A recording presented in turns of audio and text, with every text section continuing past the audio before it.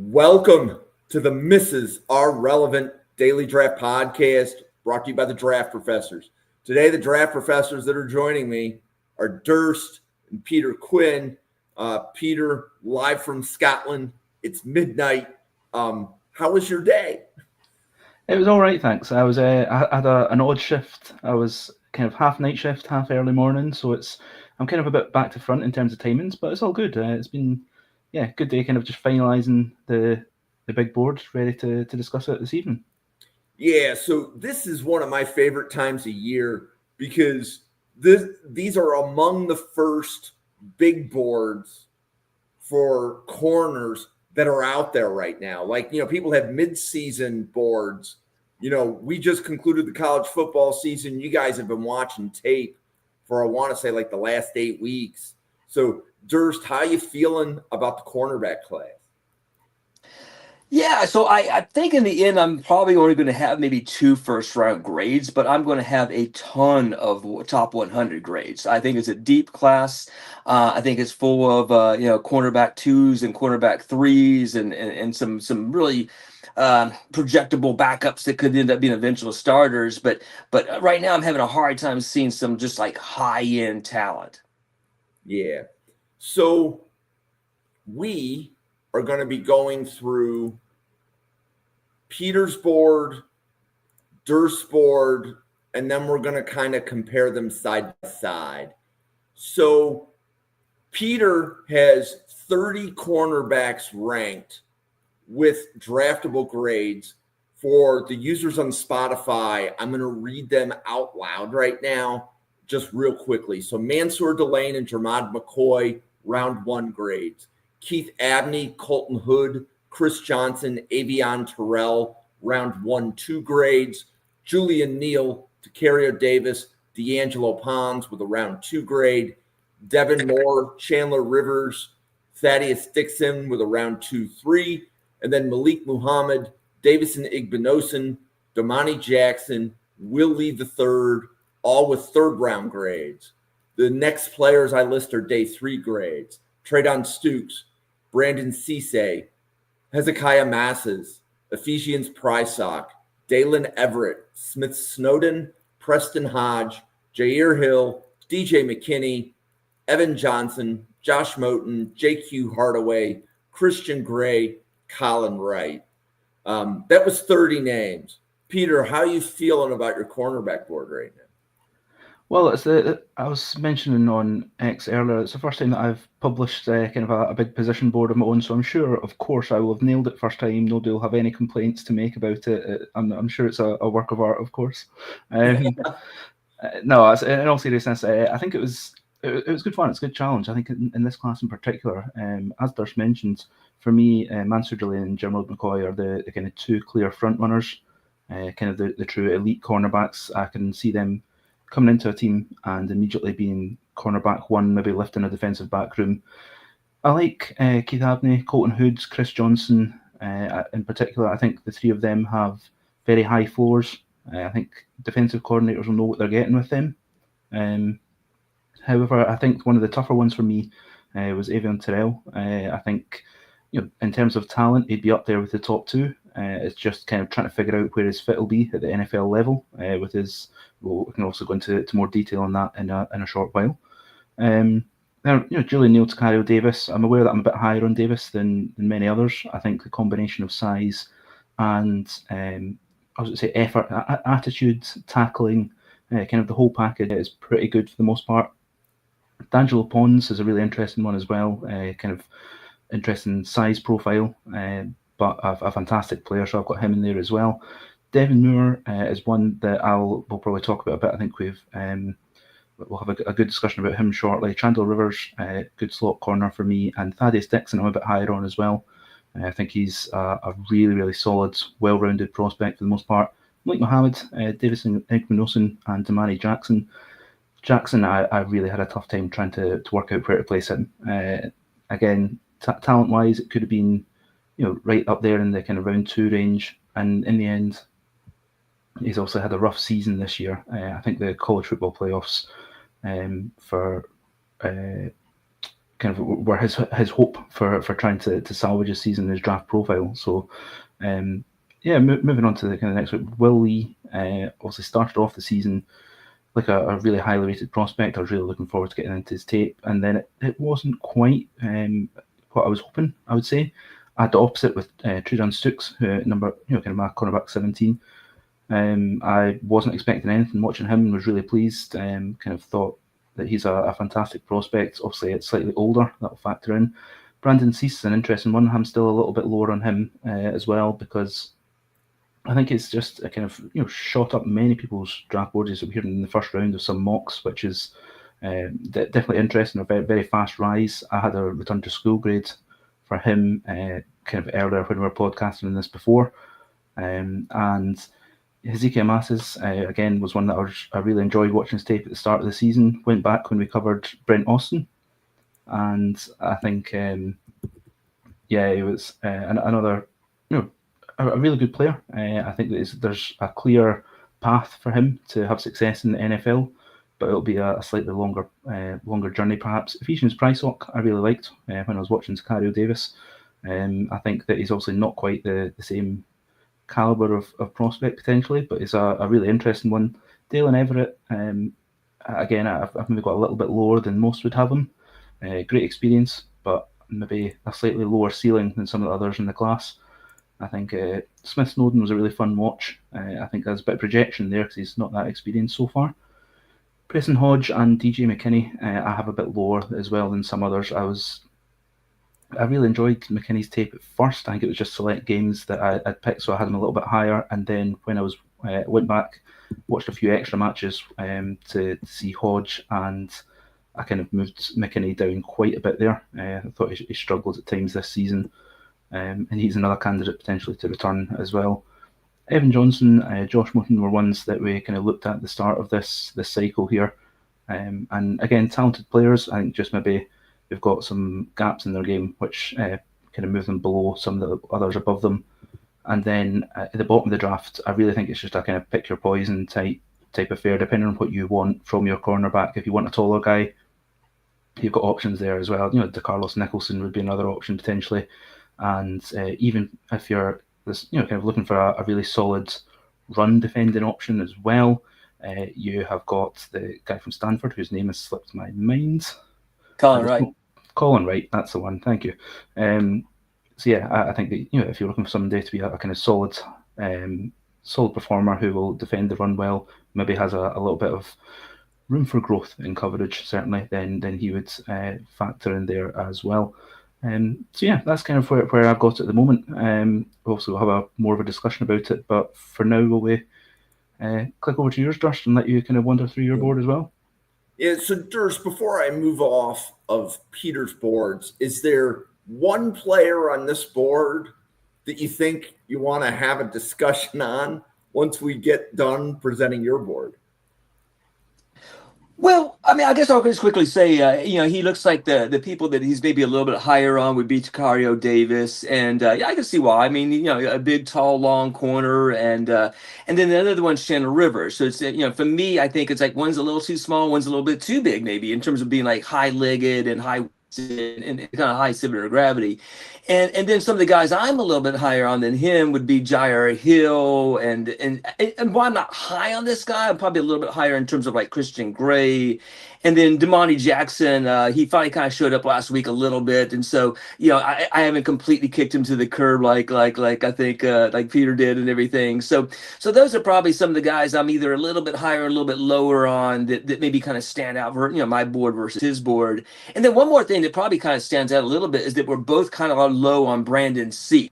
I actually did. Is it Cisse? So I actually listened to the one with you guys' episode with Ian Cummings and JT Olson, and I remember Olson saying something like, "Well, going against Dane Brugger and Ian's not I forget how he phrased it, but not a wise move or whatever." Yeah. And it's not just them. I think a lot of the big wigs have him in terms of being like a first round pick, and I just haven't really seen the tape that has convinced me that Cisse is going to be a first round pick.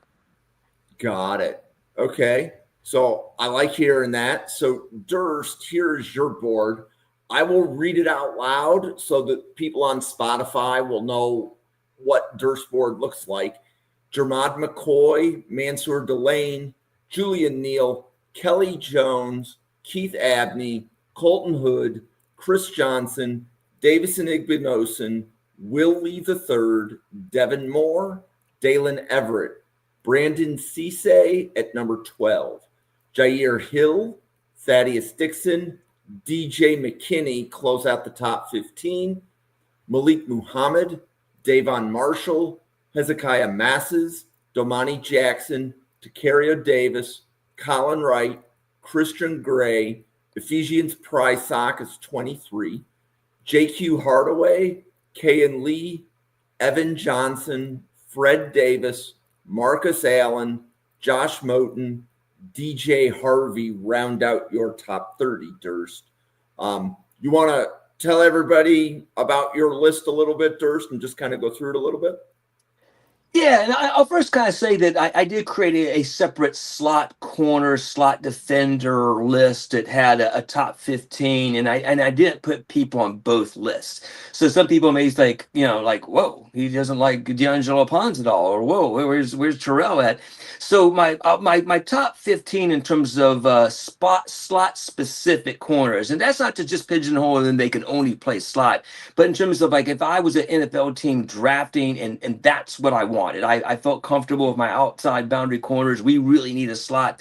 My top slot defenders would be Avion Terrell, D'Angelo Pons, Xavier Scott. With an asterisk there, I'm a little concerned about I might actually be out on him. Depending on that. And then we got AJ Harris, Jermaine Matthews, Preston Hodge, Zeke Berry, Devonta Smith, Tre'Davious Stukes, Jalen Gillibo, Smith Snowden, Keontae Scott, Jeremiah Cooper, and then Deuce Chestnut. Okay, and those were your slot corners? Yeah, those are my slot corners. And I would say that the 3 or so that will probably make my top 100, but that are on the slot list would be Avion Terrell, D'Angelo Pons, and then I think AJ Harris is going back to school. But if he does come out, I just think the traits are good enough that I can't keep him out of my top 100 right now. Okay. Do you want to go through anybody in your top 30 or? Yeah. So let's see what we got here. So yeah. So I mean, the only 2 people I feel pretty comfortable putting a first round grade on is Jamar McCoy, and even that's a little sketchy. I've been kind of talking to some people, and it's like, okay, could he be the Will Johnson of this year, where everybody had him really high, and Will Johnson did not have he had kind of injury plagued season last year. There's some questions about his lungs. Jamar McCoy and his basically one good season along with Will Johnson in his sort of good season. But I still feel like he's the guy that if somebody comes out of this draft and ends up being a true number 1 corner in the NFL, that he would be the guy. Now, Mansour Delane, he's had the top film of any of these guys. He was consistently the best corner in college football, or at least the best draft eligible corner in all college football this season. So I do feel comfortable with him being kind of back into the first round, but he kind of lacks size. I think he's going to lack arm length, height, and maybe not even a great 40 time in the end. So I think he's a little bit more of a skills over traits guy, where some of these guys are going to be a little bit more of a traits over skills guy. So we got Avion Terrell. To me, he's a top probably 40-ish or so guy. Again, a little bit of a size question there. But, oh, man, he's probably the best at the peanut punch and the forcing fumbles of any corner I studied at the college level. So he really plays above his weight class, along with a couple of other guys in this. A guy I was pleasantly surprised, I didn't know that much about until we did this study, was Julian Neal.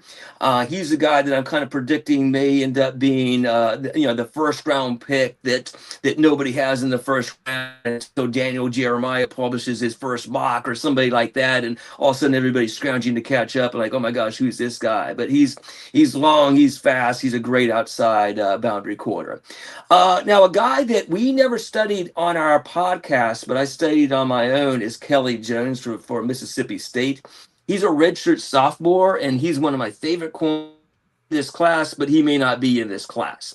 So he's about 6'4". He's a great long press outside corner. Could be really physical, but like a lot of these guys, gets a little bit grabby and draws some pass interferences. So I have about 20 or so top 100 grades, but I imagine that probably 2 or 3 of these guys aren't even in this class.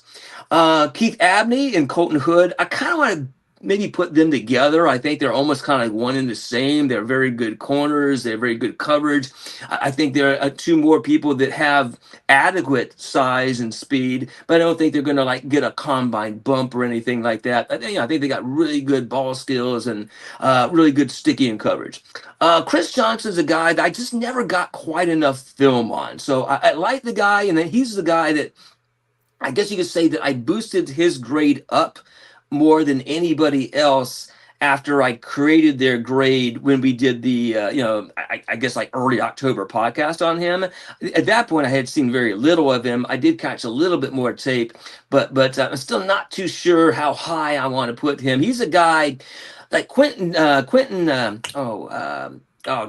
Toledo, Philadelphia guy. Quinion, what's his name? Mitchell. Quinion Mitchell. He was a guy that I was very slow to get in on. Basically, I looked at a bunch of Toledo tape. I went all the way back to the Ohio State tape from the year before. It took me a while to really warm up to him because I just couldn't find the game that I'm like, okay, he's playing a good wide receiver. I can see this now. And so I got on these small school guys that don't really have any wide receiver that they go against that I can like point my finger at. Those guys, it takes me a little bit longer to warm up on. So I can see there's a chance that I might end up having him higher on this list, but I'm probably going to wait till the Senior Bowl to really make a decision on how high I want to have Chris Johnson. Now, I'm a big fan of Igben Nosen, but I realize he's a walking penalty, and even this year his penalties decrease. I could point to a bunch of times where the flag should have been thrown. So he's the guy that. He's a guy that is going to be very scheme specific, and a coach has to be willing to live with that aggressiveness, thinking they can dial him back a little bit. The coaches like to say, okay, I can dial him back. I can teach him not to use his hands as much versus trying to get that dog to bite. He's kind of that kind of guy. Will Lee's actually very similar. In fact, Will Lee's my kind of guy that he's probably the most likely to get tossed out of a game. He's probably, at the end of this thing, he might have like 4 ejections, not just for physical play and trash talking and just, he's a great long press corner, but he's a little bit overaged and he's got some, he's got some aggressiveness not every coach or NFL team may really want. Devin Moore also kind of fits in that class. So we got 3 in a row of really long press corners. And Devin Moore probably has the highest floor because I think he's the more steady player of them. But he doesn't get as grabby. He doesn't get as many penalties. And then we get to Dalen Everett. So he might be the highest floor player or a cornerback that I've talked about so far. He went to an elite high school academy. He spent 4 years at Georgia. He's been playing against and with great competition since basically his junior year in high school. And I think he's going to check all the boxes. I don't think there'll be a single, like all 32 teams are going to have him somewhere on their board. Some of these guys, Igben Nosen or some of these other guys, some teams may say, I don't even want this guy on my board. And realize, but those are the teams usually only have about 120 players on their board. They don't have 240 players. So they don't just kick people off the board for character concerns or terrible medicals. Sometimes it's just scheme fit and whether or not they meet their parameters in terms of height, weight, speed, guardrails. Again, now we finally get to Brandon Cisse on my list, and again, it's a guy that I studied when he was at NC State because we previewed the South Carolina team over the summer. He's also a guy I studied for this exercise back in, I guess it was early October. I had him as sort of like a third day kind of guy.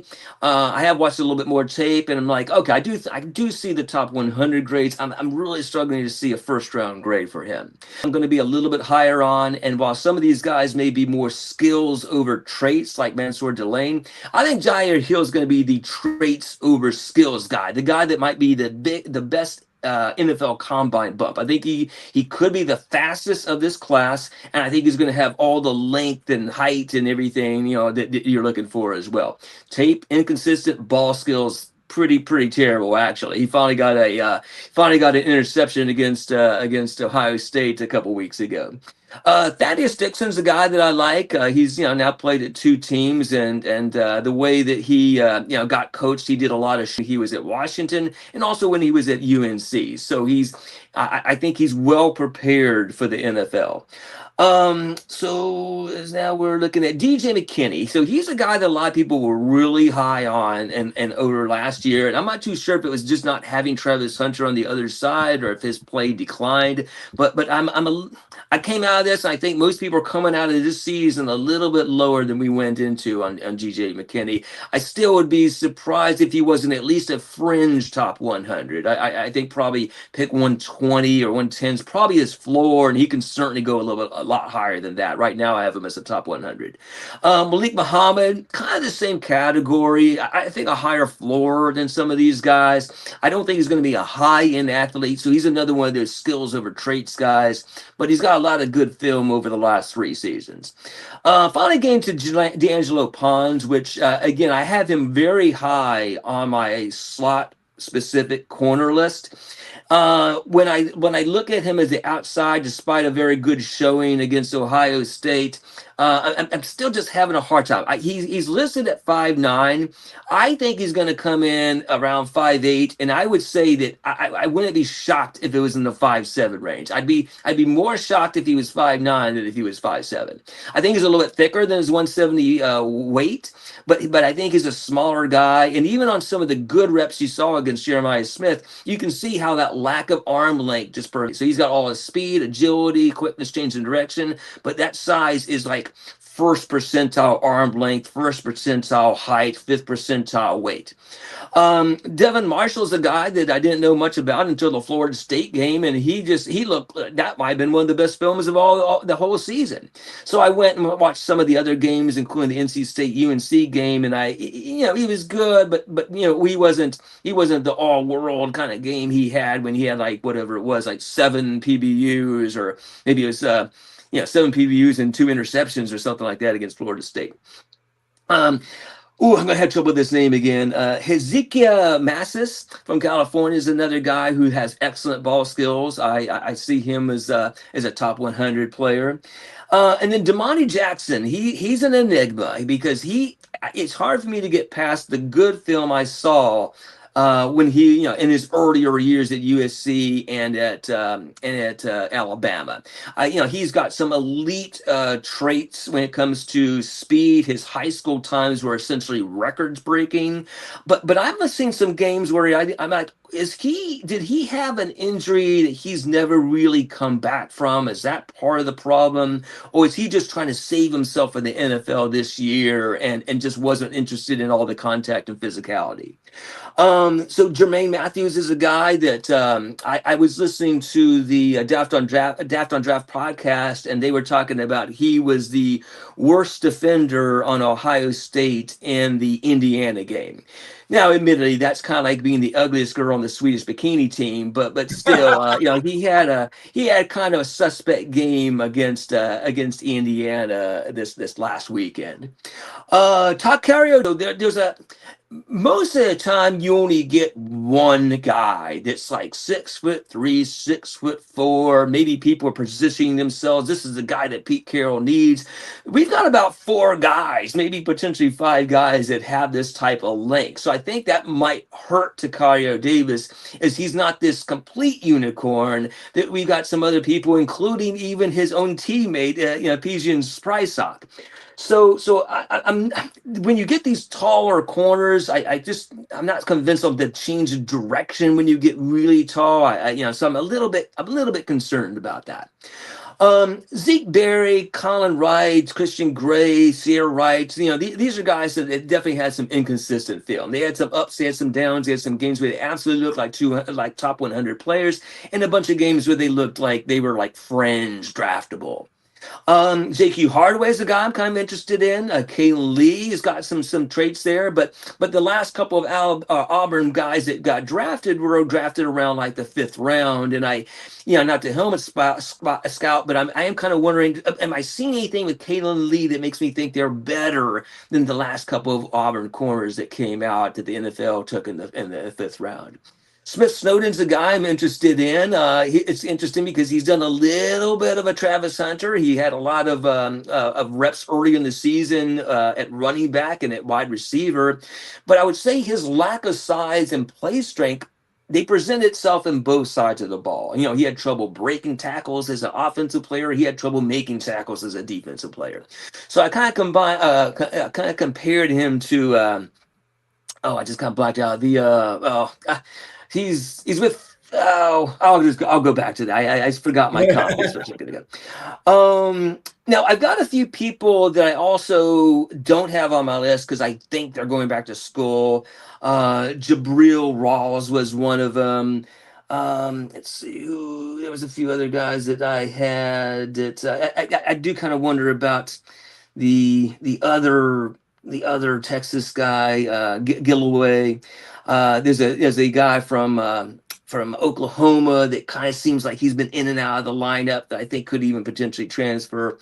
Now we're getting to a couple more of these slot-specific defenders, and unless you're really a great Tracy player, with Devin Witherspoon, a lot of times these slot-only guys end up being 5th-round picks. So I've got Devonta Smith, Preston Hodge, and then Treyden Stukes down in that category. I know there's a few people, Ian Cummings amongst them, who are a lot higher on Stukes, and I think there's a chance that Stukes actually might be a better safety than a cornerback. I got Evan Johnson, Jeremiah Wilson, sometimes goes by Jerry. And then I'll finally round it out with Fred Davis, Takaris Nicholson, and Marcus Allen as sort of my final 3 kind of fringe guys. And if 4 or 5 of these guys end up going back into college, these are some guys that have a chance to be a back end draftable player. Yeah. So 2 things stand out, especially at this time of year, but generally this persists throughout the draft cycle, and that most people, like I'm going to say 80% of the top 100 are usually the same group, right? So like, for example, there is a contest at the end of the draft cycle. A lot of draft professors go into it, and basically the contest is how many of your top 100 are picked in the NFL top 100 of the draft. And you'd have to be not paying attention to get under 75 of the 100 correct. Like, I mean, I believe last year I was 82 and Chris Collinsworth was 81, right? So like I beat Chris Collinsworth predicting the top 100. You should be able to get between 70, right? But where you're going to see significant difference is when you look at the day 3 grades between Durst and Peter, they are nothing alike. And that's part of I always say, like, you can measure a GM in some ways better by their rounds 4, 5, and 6 picks than you can by their top 100 picks. Most people get most of the top 100 accurate, but it's knowing how to stack the players at the beginning of day 3, which I think make a huge difference. So that being said, the second thing, and Durst, I want to kind of explain why the combine changes your cornerback grades the most. So I would say that wide receivers can win in a variety of different ways. You can have guys that are contested ball winners. You can have guys that are excellent route runners. You can win with pure speed and maybe even some physicality. So we know what they're going to do because they make a play call to take advantage of the offensive player's skill set. You don't have to be excellent in every category as a wide receiver, but as a defensive player, you have to be able to cover everybody. So from a pure athletic traits perspective, a cornerback needs speed. acceleration. They need jumping ability. And because they're required to line up against a variety of different corners or receivers, a cornerback cannot fall short in any one of these attributes. A corner that doesn't have outstanding straight line speed will get beaten deep. A corner that's doesn't have efficient turn and ability to flip his hips, and they won't be able to mirror their opponent. A corner that doesn't have an acceptable a combination of length and sort of vertical explosiveness, they may be victimized by jump balls. So to me, cornerback is still one of those stopwatch positions where a lot of the other ones I don't really care as much about. And so I think things like arm length, height, speed are things that I am going to hold against the cornerbacks a lot more than I would even a safety, a lot more than a linebacker, and a lot more to even the receivers that they're guarding. So that's where I kind of come from when it comes to how I would value the NFL Combine. Okay. So, Peter, who do you think tests better at the Combine? Jair Hill, the corner from Michigan, or Domani Jackson, the corner from, and now I have to remember. Alabama. See, and I knew it was red, and I had to think, was that Georgia, Alabama? But anyway, so Domani Jackson, Jair Hill, who do you think tests better at the Combine? That's a tough one because I think the Combine is going to be key in particular for those two players. I think that Hill's maybe a kind of more all-round explosive athlete. He's kind of got the, I wouldn't be surprised if he had kind of the longer arms of the two. Jackson, I think the 40 times will be fairly similar, I would imagine. I expect both of them to be kind of up there leading the class.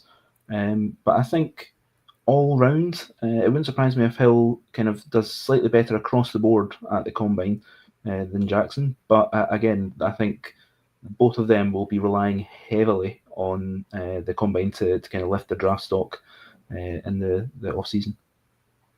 Okay.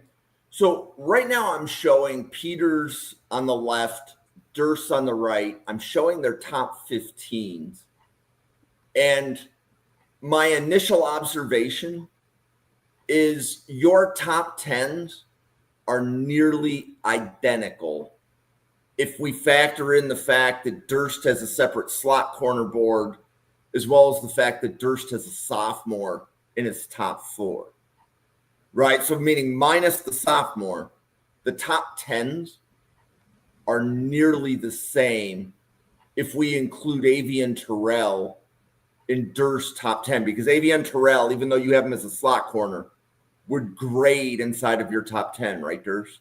Well, yeah, he was actually my 3rd overall. And if I combine those boards, he was like a top 40 and a 3rd overall. And then so like if we just like threw out Kelly Jones, who's a redshirt sophomore, and put Avian Terrell kind of in his place more or less, then that would make those two boards look pretty similar. Yeah. And then Durst, with D'Angelo Pons, crap your top 10 with grading. So it depends how I grade. So he grades really high if I'm specifically looking for a slot corner, and again I know he primarily plays outside and everything like that, but I'm just worried about him getting victimized by some jump balls when I feel like even though I forgot his first, Julian Sayin, even though he's a collegiate quarterback and probably has a very good NFL future, I feel like if you're asking Pons to guard somebody like Jamar Chase and T. Higgins, and you've got somebody like Joe Burrow throwing the ball, I think they're going to be able to take advantage of a guy that, again, is going to be about 5'8". He's going to be right in the guy's footsteps, but he's also going to be, 6 inches, whatever, maybe lower in terms of, his height and reach. So I think somebody who can really place the ball, I think he can take advantage of that size mismatch. So I'm probably going to have Pons in my top 100, but I'm going to say if he comes in at like 5'7" or so, I'm going to be like 5th round. If he comes in like 5'9", I'm going to be he might be like friends like top 2 rounds for me. And if he's in the middle, it's probably going to be kind of in the middle. Yep. So I would say the biggest difference in the top 10 would be Peter has D'Angelo Pons at 9. I don't think D'Angelo Pons is going to make Durst's top 10 if he combined them, based upon that explanation. Other than that, the top 10s are really similar, and the difference begins around cornerback 11, right? And how high did, like, if you made a composite board with Chandler Rivers on it, how high do you have Chandler Rivers graded, Durst? Yeah, so I had Pons and Rivers kind of back to back because similar size and everything, and I had them both as like round 4, round 5 kind of guys. I just thought that's where you're going to get that slot guy. I kept Rivers there, but I boosted up Pons for this, for the time being. Yep, and then so Peter, as I'm looking at the two boards, I'm coming to the conclusion that we are not talking about Thaddeus Dixon of North Carolina enough, right? So he's in both of your top 15s, right about the same range. What do you like about Thaddeus Dixon, Peter? I just think he's a really well-rounded prospect. I think that again, I think a lot of the things that Durst said about Everett kind of apply for me to Dixon. I think that is solid in coverage. He can kind of track guys downfield pretty good in close to the line as well. He's got good feet, good hands at the catch point for the most part, and I think his tackling is not a weakness. He's willing in the run game, and yeah, I think that just a kind of general high floor prospect. I think that he's somebody that teams will look at, and I think again, for the most part, there are a lot of guys in this class who kind of fit that bill. And I think whether it's Everett or it's for me, Thaddeus Dixon's a guy that I think is also put together kind of tape over a wee while now, and is performing really well, even when North Carolina were really struggling for a short time. He's somebody who I think has performed really well and has managed to, for me, I think he's even grown his draft stock throughout this season, because I didn't have him kind of that high when I first had a kind of quick look at him coming into kind of this whole cycle. Yep. So Durst, I liked how you explained earlier that not every team is going to have every cornerback here on their board. I like that explanation. If a team required cornerbacks to tackle as a prerequisite to the cornerback being put on their board, which cornerbacks here are such poor tacklers that you think those will be the first players that they're like, we're out in that corner, he doesn't tackle well? Ooh, okay, that's kind of a tough. Let me give me a second here. And Peter, that same question's coming to you, so I'll filibuster for Durst for a minute. But I'm going to give you that question when Durst is done. So Christian Gray is a guy that I thought he really shied away from contact. There was a particular rep early in the season against Texas A&M where he and I posted that clip that he just kind of like barely ducked his head a little bit. There was a few reps for Damani Jackson where he did something similar, where he kind of let you guy go by. Although Damani Jackson also has had some really tough tackles, including I think I posted maybe 2 or 3 of them this last week against Georgia. Another guy that I had for being kind of a poor tackler was what am I looking at? Actually, Taylor Hill is a guy that I think is a traits over skills guy that I have a little bit higher than average, but I don't think he's a great tackler. So he had one big hit where he caused a fumble against USC, but overall, I don't think he's a really good tackler. And Jermaine Matthews, I don't think's great for again a guy I'm kind of high on. Oh, and I'm going to say the worst tackler is Smith Snowden. So again, he's a small guy, and so I would say that if I rank everybody in terms of like which one's like the worst tackler, I'm going to say that Smith Snowden, as much as I like the guy for his ball skills and agility and his hip turn, probably the worst tackler of the group. Okay. So, Randy, I am glad you like that question. Peter, same question to you. Which cornerbacks here do you think are the worst tacklers and would be removed from a team's board if they're poor tacklers? Yeah, I think it was good to touch on Smith Snowden because he was the one that kind of immediately came to mind for me. I like him in coverage, but I think the tackling just isn't there, and a team could immediately turn off from that. I also was quite surprised and disappointed that I had the Colorado guys in the same kind of bucket as Jai Hill. When I say hit or miss, I mean literally they'll make a big hit or they will miss. So they've got some nice tackles on tape, but also at the same time a lot of ones that lead to big plays where they just, there's also, you've got the missed tackles, but you've also got the, oh no, you've sent me the wrong direction type play. Taking bad angles to the ball, I think also kind of factors into that, kind of into the potentially run support or after the catch as a whole. Hezekiah Masses was a bit also up and down in the tackling game, I thought at times. And yeah, I think that Damani Jackson, I can't really work out. I think when he did tackle, I thought his tackling was not bad, but I think it was just sometimes the effort wasn't there. So that's tough to kind of find that balance. Also, Durst mentioned Jermaine Matthews. I should have mentioned as well, Jermaine Matthews, AJ Harris, and Jabril Rawls. I had all going back to school, so that's why they don't feature on my board, just in case anyone was wondering where they disappeared to. It's not that the tackling took Matthews off my board. It's just that I think that those guys will go back to school. But I do agree that Matthews' tackling is definitely not the strongest part of his game, and I think that's something that he needs to work on if he's going to be recognised as one of the top slot guys, either in this class or in the next. Okay. Yeah, I'll just kind of chime in on Matthews real quick if you don't mind. Like, I kind of could see him going back to school, except what if he wins back-to-back national championships, and then it's like, okay, if that happens, and I think it's very realistic still, then it's like, okay, what are you really staying for? He's definitely going to be drafted, have a chance to get that second contract faster, So that's kind of my take on Matthews. I agree with that. I think as well that the part of the issue is he's playing across from some really good corners. He's I think it would be good for him to have a year potentially if he's the main man. He's kind of having to try to lock people down if you've got the kind of best slot receivers in the country, even potentially on the boundary, and see if he can manage to lock those guys down rather than often kind of being charged with taking the number 2 guy. Yeah, and that's actually a really good discussion point in general on does a corner come out or not.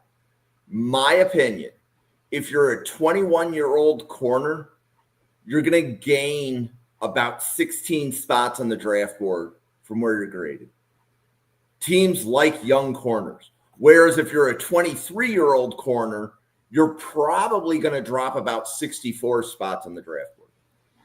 Right? So even if your film is day 2, if you're 23 years old, NFL teams are going to be kind of sour on a 23-year-old corner. NFL likes their corners young. So I think with Jermaine Matthews, nearly every board I've seen has him in the top 100. So you're a top 100, but if you go back to school and you're a year older, even if you have the same film for one more year, you may actually fall down the draft board because NFL teams like their corners younger. I get that. It's definitely the case. I would agree that they do like corners younger. I think, that's potentially a balance facing all of these guys. Can AJ Harris find form in another year, or is it worth him coming out when he's had definitely a bit of a down year this year?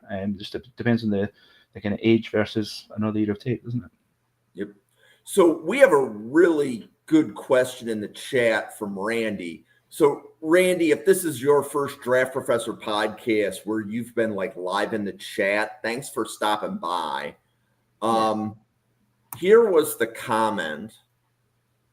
So for the late round picks, and I'm going to put this one to Peter first. Do you see special teams valued? Let me go to Peter's board. There we go. So here's Peter's board.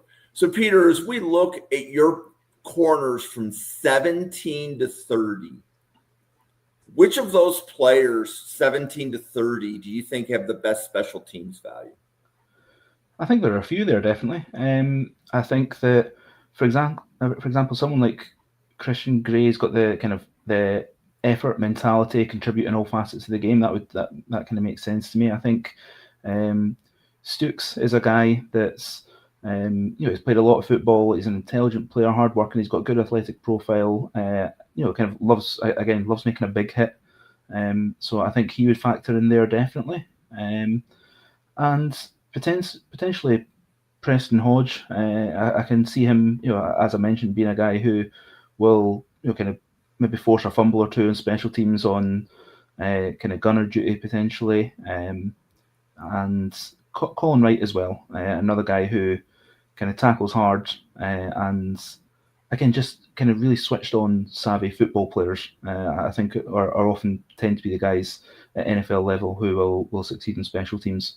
In terms of returners, there's maybe not too many there that I'd immediately think of as this guy's going to be a great returner at the NFL level. Because I know that sometimes you can get your cornerbacks in on duty there, but yeah, I think otherwise there's a few of them who I would definitely, Colin Wright and Preston Hodge potentially could have a big impact there. Okay. Dur, same question to you. As you look at your corners 16 through 30, the day 3 players. I guess some of the problem with watching all 22 is you don't always get the specials team snaps. I would say that this actually could be a spot for Smith Snowden. I don't think he's got a lot of. In fact, I'll have to look up and see if he has any return reps. But I do believe his skill set in terms of being a punt returner would be very good from what I've seen at when he's lined up at running back and at receiver. But I think Devonta Smith, he was a guy that I think got a lot of special team reps when he was at Alabama because he didn't start until last season, so he was a backup for 3 years. I think he got 1 season as a starter at Alabama and then 1 season as a starter at Notre Dame. Let's see. So kind of like a lot of the guys that are at big name schools that have to wait their turn. A lot of times they're waiting their turn as a special team player. So I think, again, I don't have all the stats in front of me, but I think Zeke Berry had a lot of special team snaps. Let me see. Yeah, I kind of agree with the Stukes thing. I think he's kind of a hard worker, try hard kind of guy that has got a really good chance at special teams. It's kind of like I used to actually have a separate section for even like tight ends and wide receivers and like what their special team value would be. And then I kind of took it out because somebody like Brock Bowers, basically it's like, how do I put anything more than a 0 in special teams? He basically never played it, so it was kind of hurting some of my rankings for the higher end players. And I couldn't figure out how exactly just to only do special teams value on my like lower, like, my day 3 prospects. Okay. So question, Peter, I'll kick this one to you. So do you think Christian Gray is a poor tackler? Peter? Yeah, I mean, up and down, I think for me. I think, again, a lot of the special team stuff, for me, Gray is a guy who kind of it seems like he learns and progresses pretty quickly, and I think that he takes on board what coaches say. It seems like he's well liked in the locker room, and I think that's something at NFL level that helps in special teams. Is if you're a guy who will do his job, kind of learn what's being asked of him, and then build from there. I think he'll be fine. I definitely think that he will be able to contribute on special teams. And I don't remember which it's on, right? Draft Professor podcast twice a day, 5 days a week, plus Saturday and Sunday. But there was a podcast where we were talking about special teams, and specifically, if you're a backup safety, you have to play teams. Like the backup linebackers and the backup safeties are on pretty much every special teams unit. So I don't know if that applies to corners, because I can think back to like Buffalo Bills. If Tre'Davious White is a backup corner, he won't play special teams, right? Where some of the other backup corners that Buffalo has did. So not every corner plays special teams, but the backup safeties always do.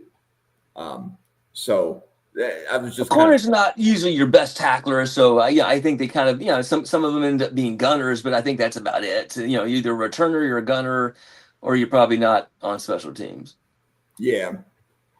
Okay, so let's kind of deviate here a little bit from the boards, talk about the corner class for a little bit. So on average, between 30 and 35 corners get taken. And I think the long-term average is 32, but the short-term average is 35. So the current trend is for more corners to get taken. Basically means every team is taking at least one. And if you throw safeties into that category, then we're dealing with, I believe it's 55 defensive backs get drafted. And then there's always that discussion of, is Treydon Stukes a safety or a corner, right? Because he plays slot, but does that translate better to safety at the NFL level?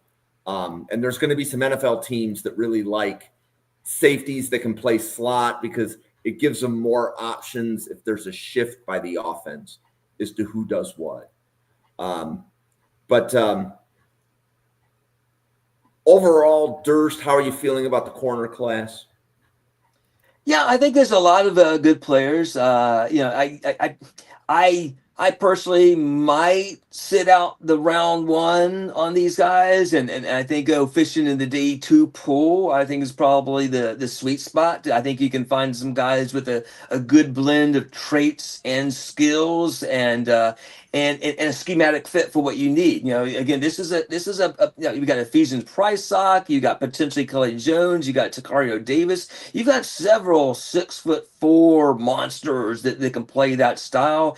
And if you're somebody that that needs a slot corner, I mean, you might be able to get a Chandler Rivers, has got just about every skill you're looking for in a slot corner, just in a smaller package. So you might be able to get a steal in day 3 on a guy like that. So I like this class, but again, I don't really feel like we've got the you don't got the guy with the Travis Hunter ball skills. You don't have the guy that's got, that people are necessarily afraid to throw the ball that direction type of guy. So I like it, but in the top end, I don't love the top end prospects like top 10, top 15. I probably would go to edge rusher instead. Got it. Peter, how about you? What is your summary of the cornerback class right now? Yeah, I agree. I think the lack of real elite blue chip talent is quite telling this year. I think that again, it's a very varied class. You've got a lot of guys. That while I understand that people will be taken off certain teams' boards, for example, Pons or Rivers for being too small, or potentially Davis and Pricesock as a couple of examples. If teams want guys with slightly better agility, better movement skills. However, on the flip side of that as well, you have got some elite speed in Hill and Damani Jackson. You have got your taller corners. I'd actually covered Kelly Jones this week, kind of went through his film. And again, I think if he declares this year, that potentially shifts down the likes of Davis, the likes of Pricesock, because I think that this year, without that elite top-end talent, I think it will come down to just teams' preferences. So we will see guys go a lot higher than predicted. We'll see some that were waiting around for a lot longer than we thought. It just depends. I think it's becoming a lot more tailored at the moment by the looks of it. And teams will decide, right, we want a guy who can manage to, track the fastest receiver in the NFL downfield. We want a guy who's going to be able to kind of win a jump or compete for a jump ball against your tallest NFL receivers. So I think that kind of the whole balance there's a lot to choose from. It just depends on personal preference from kind of the day, on day 3 in particular. I think it will just come down to what teams want specifically. Another question in. Based upon me listening to you guys, I would say Davison Igbinosun and Willie III are the 2 worst penalty issues. Durst, did I hear you correctly?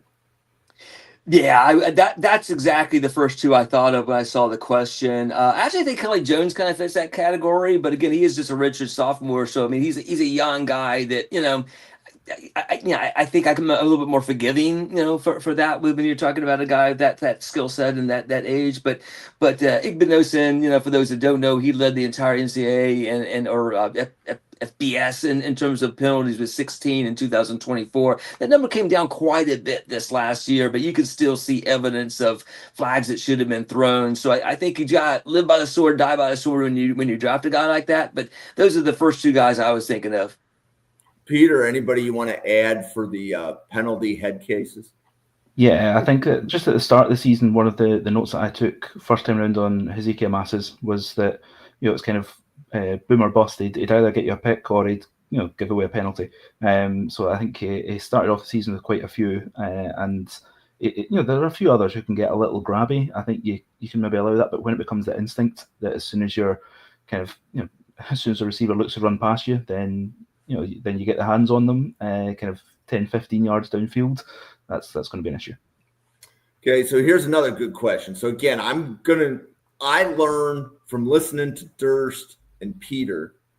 So if I had to guess here, it's going to be Domani Jackson and Jair Hill as 1-2 or 2-1. And then the third fastest corner. And I've already taken the boards down. So I don't have them on my monitor anymore. Durst, who do you think is the third? Third.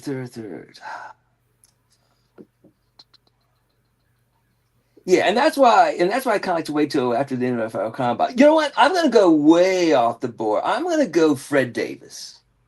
I think this is a guy that he's a 6-year senior that's been on 3 or 4 different teams, starting off at Clemson, now is playing at Northwestern. I think Jacksonville State was in there, and this is going way toward the end of the board there. But I think the one thing he does have, I think he's got some speed. He doesn't have great change of direction. He's not going to win any agility things. But my comp for him was the Georgia Philadelphia. Went to Georgia, played with Philadelphia, 5th round pick. Oh man, this is why I need Clint over here to bail me out on that. Okay. Yeah, buddy. And by the way, shout out to Clint. He's in Disney World with his family this weekend. So, but yeah, I just completely backed on that name. But anyway, I'm just gonna go. I'm gonna go with him. I think he's got a chance to be really fast. Although I just don't think his total skill sets like a really high draftable guy. Okay. Peter, who do you think are your 3 fastest corners in the class? Yeah, so I'm going to stick with the same top 2, and I did also kind of have a look at Fred Davis, just going through my list of guys that we've gone through on our various podcasts over the weeks. However, I would go for Elliot Washington. I think if he. Oh, that's a good one. Elliot Washington at Penn State. I remember some speed data coming out on him when we covered Penn State in the summer. Yeah, he's seriously fast. Obviously, the same as many guys at Penn State's kind of struggled this year. Doesn't necessarily hold down a full-time role there, because they've got a couple of guys who were quite popular to start the season. But in terms of testing, if he declares this year, then I think he'll be right up there in terms of the 40 times. Yep. Yeah, I think Pons is going to be right up there. Again, he's got the short stride length, but he has super smooth accelerator, and so D'Angelo Pons actually, I might take back Fred Davis and put Pons in there. All good. Peter, why don't we pause? Do you want to let Randy and everybody else watching know how they can find all of your Seattle Seahawks content? Yeah, so I'm a Seattle Seahawks writer for the Huddle UK. So it's at Join the Huddle UK on Twitter. You can find everything that I do, whether it's Mr. Relevant podcast here or my Seahawks stuff at Peter Quinn 1997, and hopefully my draft stuff just kind of kicking off. I published that cornerback board today. It's working on filling out the rest of the positions now. Cool. And Durst. Yeah, so you can find me on Twitter /X at Durst NFL Draft. Of course, you can always find me in the Mrs. R Relevant podcast. And if you look up my name, you can pretty much type in the search just about any of the corners that we've talked about. And not only will I have some scouting notes, but I'll have usually anywhere from 8 to maybe 12 or 15 clips of each of these guys. So be sure to check that out. Yeah. So Durst, I love how you post those like as we podcast. That's just it. It's great that people can find some of our content by going to your page, because that stuff that you're authoring and then you're sharing on the podcast. I absolutely love it when you do that. I wish more draft professors would do that. Like Newt does that. You do that. Absolutely love it. And if you don't know who Newt is, he's podcasting again in about an hour. So Draft Professor has 2 podcasts every day, 7 p.m. Eastern, 9 p.m. Eastern. Defensive tackle tonight, is that right? Yeah, so tonight it's the last scouting reports for Newt and Owen. And then a week from tonight is when they do their edge and defensive tackle big boards. That'll be a good one. That will be a good one. Yeah. And if you're not familiar with Newt and Owen, they don't always see eye to eye. So it's moderately humorous to see them ragging on each other when they don't think the other person evaluated the player correctly. They've been podcasting together for more than a year. So they have a little bit of, let's say, back and forth with each other. Like their private chat with me is absolutely hysterical. Like when I start seeing them like they don't see DeMonte Capehart the same way, for example. So they'll have random dialogue on a day 3 player that neither of them see eye to eye on. It's absolutely hysterical. I love it. We need to up our game, guys. Yeah.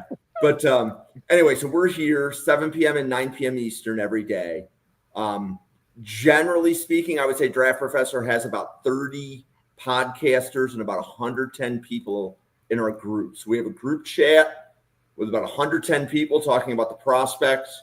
We have about 30 of those 110 that appear on a weekly podcast. And again, it's 2 podcasts Monday through Friday, 1 podcast on Saturday morning, and then 2 more podcasts on Sundays. And you will be seeing some new podcasters come on starting in January as we kind of reshuffle our lineup a little bit, bring on some new faces. Everything about Draft Professor is about new opinions and more opinions. So like Ryan Sparks, who is in the chat, want to give you a shout out because you've been on a few of our podcasts. So Ryan, thanks for stopping by as well. For the 110 people at the Draft Professor, for Durst, Peter, myself, thank you so much for tuning in. We will see you on a podcast tomorrow.